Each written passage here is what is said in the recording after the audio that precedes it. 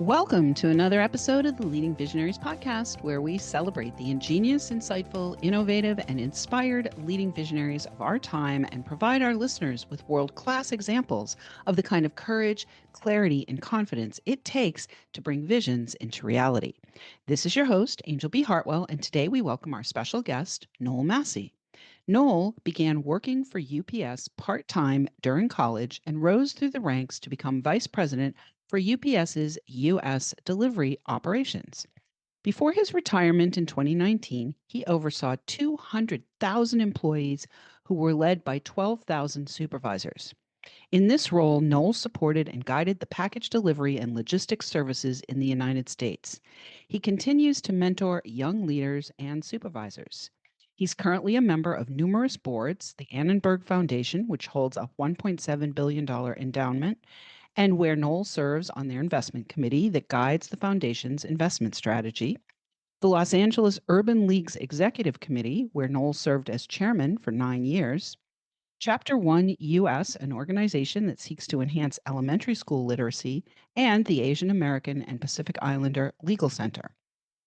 He has received over a dozen awards, including the Peter Drucker School of Management Leadership Award, the Whitney M. Young Award, the Admiral Samuel L. Gravely Award, the Civic Leadership Award of Los Angeles, and the Civic Leadership Award of Chicago for serving for 5 years on the Chicago Workforce Board. I am very excited to have you here today. Welcome to the show, Noel Massie. Hey, Angel, thank you for having me. I look forward to our conversation so that maybe your listeners get a thing or two around leadership that can be helpful to them. Beautiful. Well, the show is called Leading Visionaries, and I do like to talk about both leading and vision. And so I think what I'm going to do is start, because a lot of this conversation is going to be about leadership. I actually want to start talking about vision. So, Noel, now you have retired, you have started your own thing. So Yes. I'd love to have you speak a little bit to vision in your life, whether it was vision when you were a child, whether you had vision when you were, older, whether you had vision when you were working for UPS, or the vision that came to deliver the work that you're delivering now as a thought leader. I'd love to have you just speak a little bit about your experience with vision. Well, first and foremost, before activities engage, you have to have an idea, thought, a direction, and vision is typically how that's articulated. My vision of the future looks like X, Y, or Z. The challenge for most people is it's great, create a vision. There's some legendary people in our society that had a vision and then created the architecture to support the vision. And I'm not, going to get that deep. This isn't Apple or Microsoft, but those are certainly the best, most vivid examples I think today of that. Even Tesla and Facebook, or now Meta. But vision is something that, on a simple level, every person engaged in an activity should have. It just makes sense.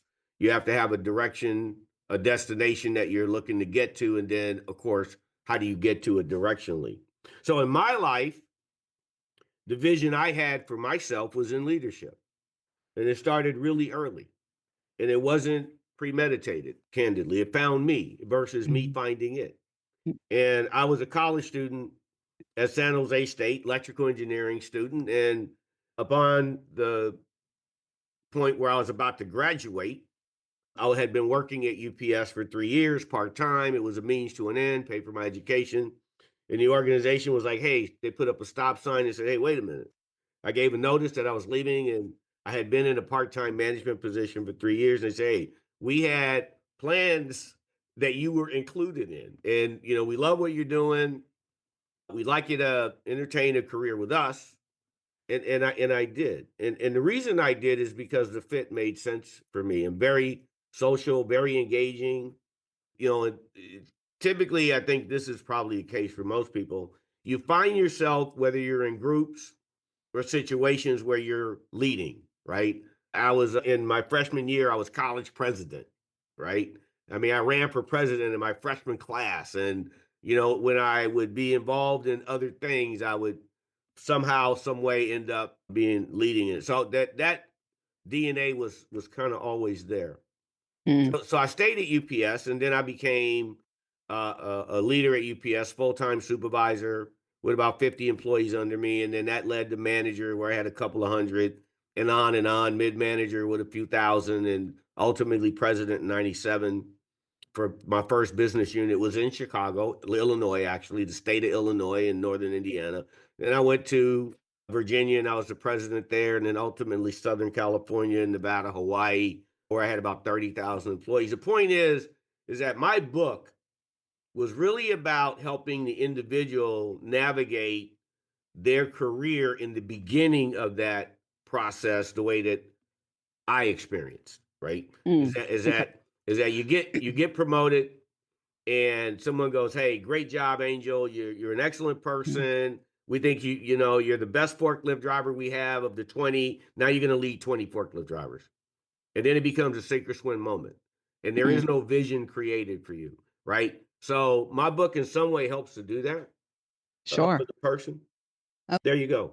Well, what's interesting is you said that the vision found you versus you finding it. And I think that that's true for many people who are visionaries, most of the people who are probably listening to this podcast. And this podcast is about people like yourself who are also leading other visionaries, right? You're Yes. when you step into a leadership role, part of being in the leadership role is enrolling the people that are working with you in the vision that either the, higher ups have or that you have for your particular book of business. And so I'm curious about the overall leadership journey, like some of the things that you learned that led you to decide to actually write this book, because you have a book called Congrats, You've Been Promoted, and it just came out from Simon and Schuster. So we want to say congratulations on that.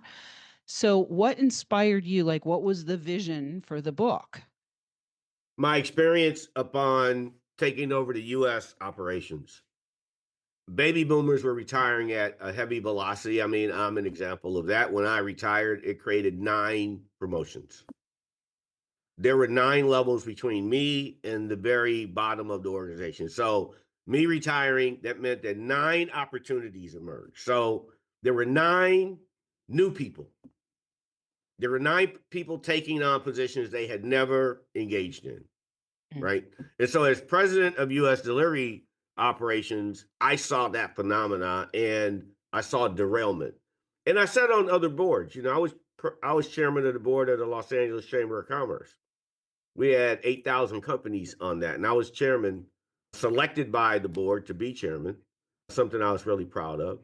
But that being said, as we would talk amongst our peer group, other general managers, presidents, et cetera, everyone was experiencing the same thing. And that actually is continuing right now, maybe even at a higher velocity, where they were promoting Gen Z and millennials into positions at a rate that no one had anticipated, and derailment was happening. And you don't promote your best people to lose them because that just makes your company not as good as it was.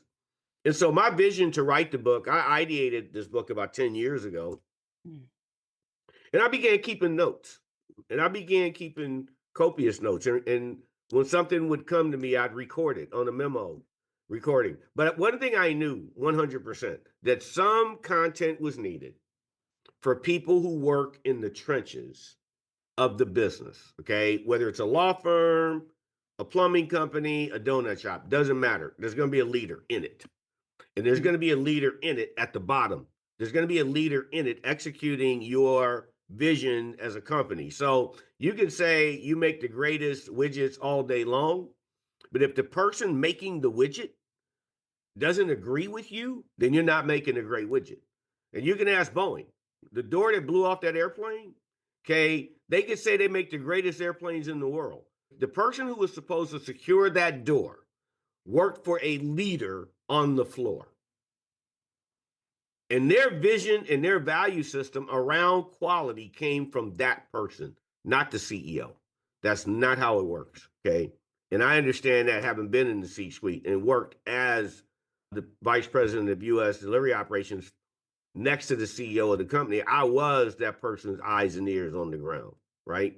mm, And when you think that you can say things at the top without validating them at the bottom, because culture is executed at the bottom of an organization. You can have all the strategy you want at the top, but the culture of that business is going to happen in that moment of truth at the bottom. And so there has to be connectivity there, quite frankly, to make that vision become reality. And when that door blew off that airplane, the reality of what Boeing was came to light. And they had to do damage control because there wasn't enough investment at the bottom. So my vision of writing this book came from my direct knowledge around that. Is that how could I help young people succeed? Number one. And how could I help that business owner in their massive shift of leadership be successful in their companies? That was important to me. And my legacy around leadership is what this was really about. Beautiful. All right. Well, we're going to take a short break, Noel. When we come back, we're going to let our listeners know where they can find the book and find out more about you. But right now, listeners, are you a leading visionary or in the role of leading other visionaries? Consider joining our community and sharing your feedback and takeaways from each episode. We invite you to join us and support this podcast by making a donation at leadingvisionariespodcast.com. Interested in finding out more about how you can receive support for getting your vision out of the air and onto the ground? You can apply to qualify for a complimentary consult with me or a member of my team by clicking the Connect with Angel button on the website. Be sure to share this show in your own spirals of influence with the people who you think might benefit from our content. I want to say a huge thank you to all of our listeners who are downloading, rating, and reviewing. We're welcoming thousands of downloads from all over the world. Shout out this week to our listeners in South Africa, in Guatemala, and in Switzerland. And we will be right back with Noel Massie. And we are back with Noel Massie. You can find out more about Noel and his book at noelmassie.com. And when you get to the website, you will find that there is an ebook option where you can read 150 pages of this 280-page book for free before you purchase. And there are also masterclasses available, and each masterclass is a mirror reflection of the chapters. So before we went to the break, we were talking about vision. Now let's talk about leadership, Noel, and maybe break down for us like the tenets of your thoughts around leadership for people who are recently promoted. So, in a concise way, I'll talk about how I frame it in the book. I don't want to make this all about that, but I'll talk about it's a reflection that the most important thing I want the new leader to understand is my book is based on values-based leadership, right? And so the foundation of the book are the terms and conditions of value-based leadership, simply put. And so I want the new leader to understand that everything and everyone has terms and conditions, not just an air conditioner that you buy or a car warranty. People have terms and conditions. Angel has terms and conditions. There are things that are non negotiable behaviors people expect in their daily life, let alone from those leading them. And I want them to understand that in a very concise, non fluffy way. Terms and conditions are important, they matter. Acknowledging they exist is critical. Now, having said that, if I were to ask anyone to write down your listeners, write down the 5 things that are non negotiable. You won't be involved in the relationship if these aren't adhered to, right? You don't get to yell at me. You don't get to dismiss me when something important. So things like listening, honesty, communication, those are easy to write down, but those are real. And when people are treated in a way that doesn't adhere to those, they quit. Whether they quit physically or emotionally, they quit. It's rational. They quit. And I want the new leader and the business owner to understand that intentional leadership means that you acknowledge those things exist, you recognize your responsibility to them, and you behave and have values that support that. And the irony to me when I work with business owners, and I always do this, Angel, I go, "You have children?" They go, "Yep." Okay, so are the values of your kids important? They go, yep. What do you want your children to reflect? And they go, honesty and blah, blah, blah. I go, what about those 200 people that work for you? How are you shaping their values? How are you Mm, intentionally leading them? Does it matter? And they'll say, well, I said, just because you don't lie, cheat, and steal, business owner, doesn't mean you don't have people out there that don't do that. Okay. The way mm, that you lead intentionally, and in the book, I talk about this, the value based leadership. The first part one of the book is all value based integrity, ethics. Those are the foundations. Those are the things that matter to people, right? You can say, hey, in our company, we're going to have a long day, tough days, we're going to have hard days, we're going to have frustrating days. But here's the day we're never having, team, the day that lacks integrity. We're never having that day. Here's the day we're not having, the day that lacks ethics. We're never having that day. That's completely within our control. We don't control the weather. We don't control, but here's a day we're never having, a dishonest one. And when leaders don't understand that just walking through the door, having a meeting with 200 people, and I've done this many, many times, and saying what I just said took 30 seconds. mm-hmm, But the implications and the echo from that are massive. mm. Yeah. That's how that door doesn't get put on that airplane incorrectly. Because the mechanic would say, if there's any question, there's no question. I'm not doing that. Okay.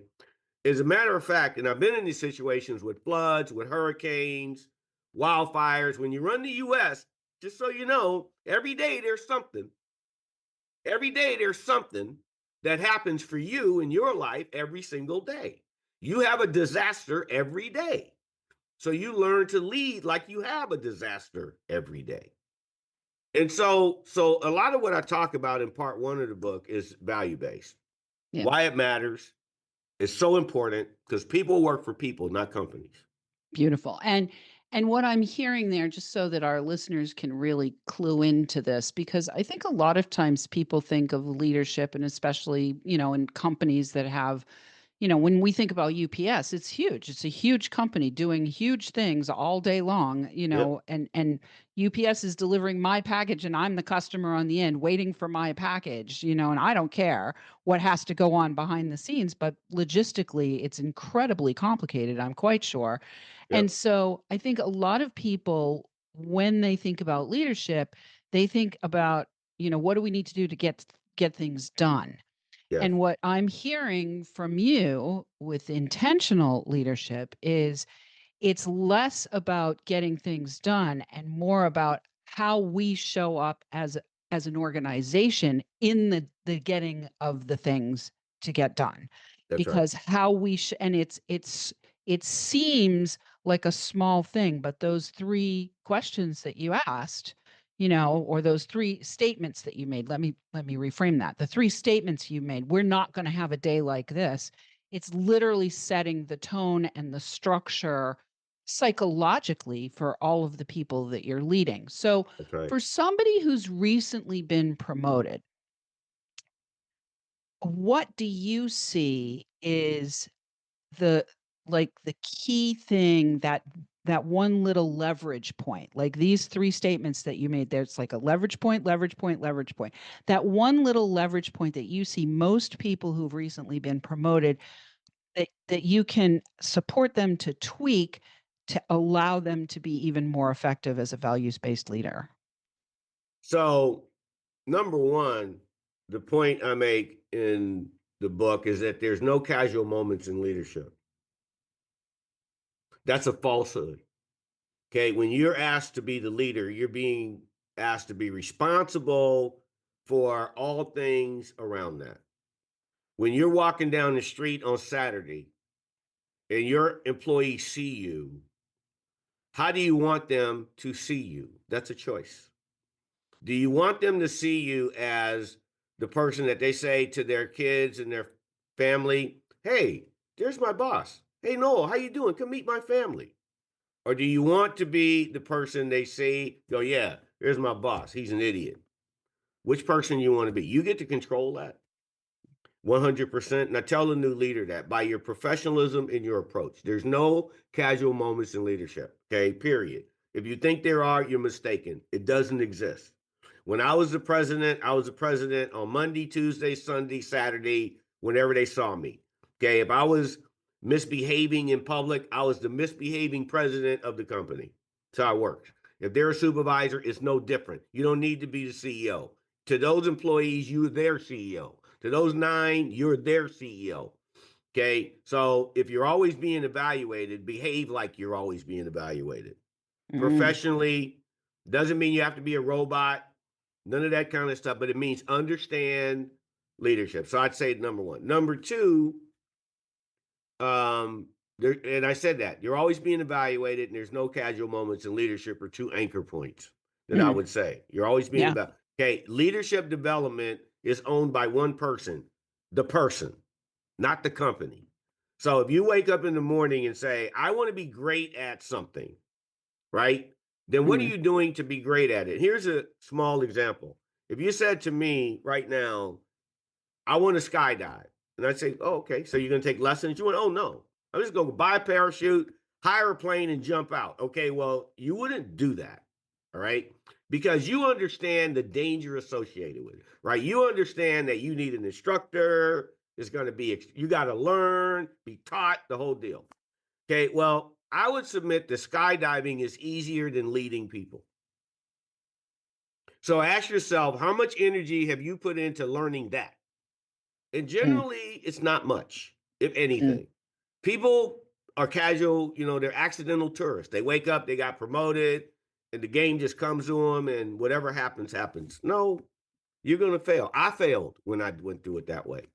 I mm, had great mentors. I was taught over a lifetime how to lead specifically with techniques. In part 2 of my book, there are literally techniques to use to de escalate situations, to build confidence, to teach, to coach, to train. Leadership is coaching.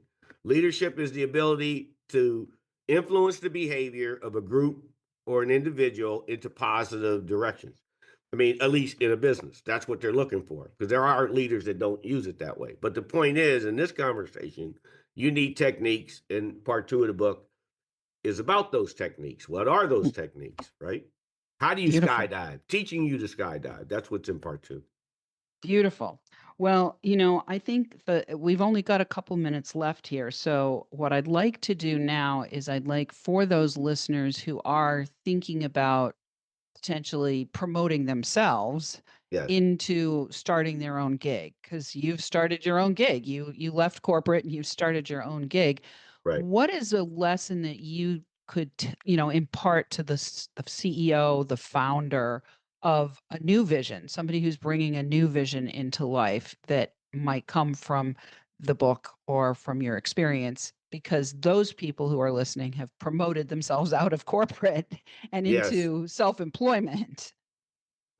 The individual that wants to be an entrepreneur, and I used to meet with 100 to 150 entrepreneurs a year, and I did that for 20 years. So to say in my career that I meet with a couple of thousand entrepreneurs is an easy layup. Yes, more than. But not too much I didn't see on the distribution side happen. Okay. Widgets, car parts, doesn't matter. Okay. But I'd always talk to the owners about development and vision. And it probably, in many cases, it was the first time it came up, but it was absolutely the secret sauce to winning. Okay. A person goes out on their own, they're motivated, congratulations to them, et cetera, et cetera. But I said it earlier, results come from people, not reports. Results come from people, not ideas. Mm, People execute the ideas and execute. All right. So if you're an entrepreneur and you want them to be in it with you, then they have to be part of the creation process. Here's why. Here's why. I don't care if you're going to go create a business where you're selling pottery.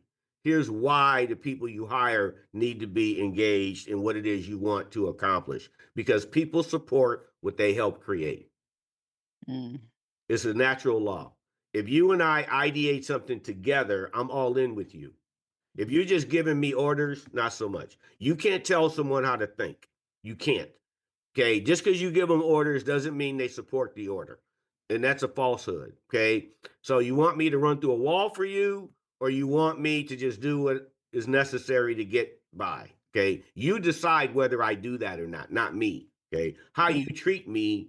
So people support what they help create, engaging your people in your vision, in your idea, in ideating out the steps is really important. That creates ownership.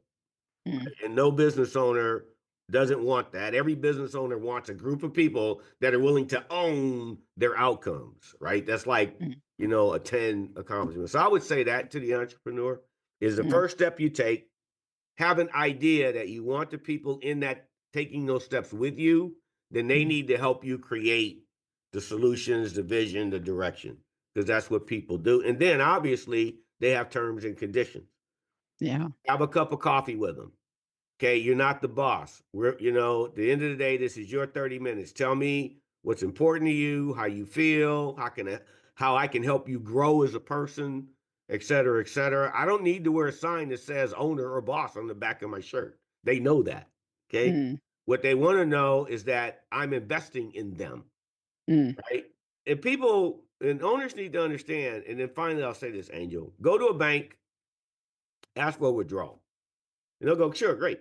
How much you got in here? Nothing. They'll go, okay, well, you're not getting there's no people are the same thing. You can't mm, ask for a withdrawal from Angel's Bank if you've not made a deposit in Angel's Bank.